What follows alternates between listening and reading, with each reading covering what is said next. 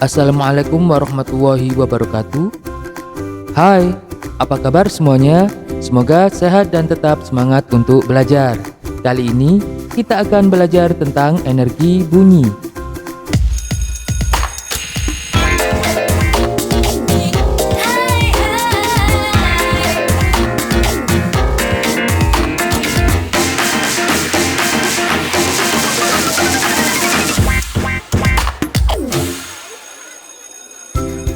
Apakah kalian tahu, bunyi berasal dari benda yang bergetar?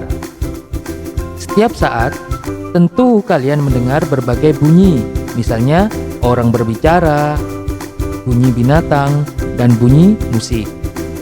Nah, setiap benda yang menghasilkan bunyi disebut sumber bunyi.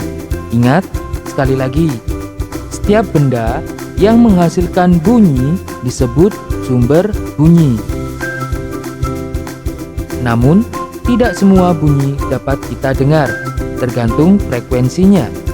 Frekuensi merupakan banyaknya getaran dalam satu detik. Nah, jadi tinggi rendahnya bunyi ditentukan oleh banyaknya frekuensi.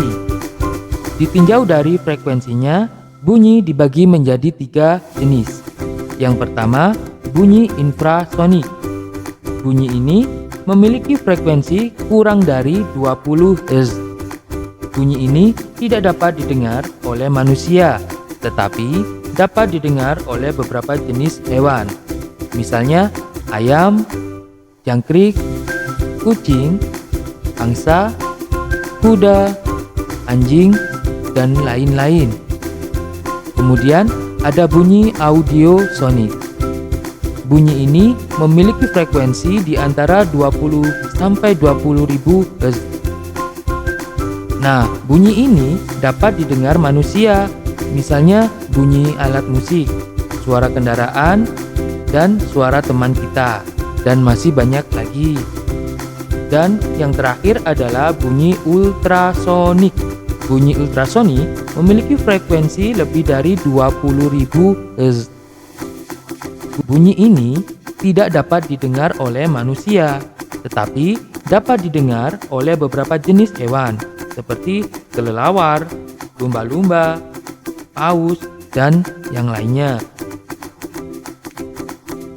Kita bisa mendengar bunyi karena memiliki telinga.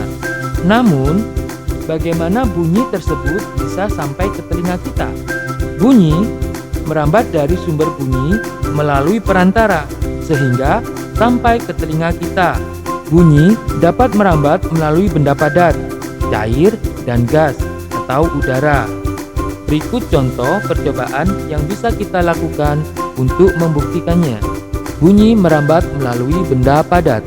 Contohnya, kita buat telepon mainan dari 2 gelas plastik atau kaleng yang disambung dengan benang. Bunyi yang dihasilkan dari suara kita akan menggetarkan kaleng atau gelas, kemudian getaran tersebut akan diteruskan ke benang sampai ke kaleng atau gelas kedua, hingga diterima oleh telinga. Dari telinga, bunyi akan diteruskan ke otak kita. Contoh yang lainnya dengan mengetuk meja dan telinga kita ditempelkan di meja. Bunyi merambat melalui benda cair. Bisa dilakukan sesuai gambar berikut untuk membuktikannya. Wadah diisi air, kemudian telinga kita ditaruh di atas air. Kemudian wadah tersebut kita pukul. Hasil pukulan tersebut akan menggetarkan wadah, kemudian akan disalurkan ke air hingga sampai ke telinga kita. Kemudian bunyi dapat merambat melalui benda gas atau udara. Kamu dapat mendengar suara teman, alat musik, bahkan petir atau mobil dari tempat yang jauh. Berarti ini membuktikan bahwa bunyi merambat melalui udara.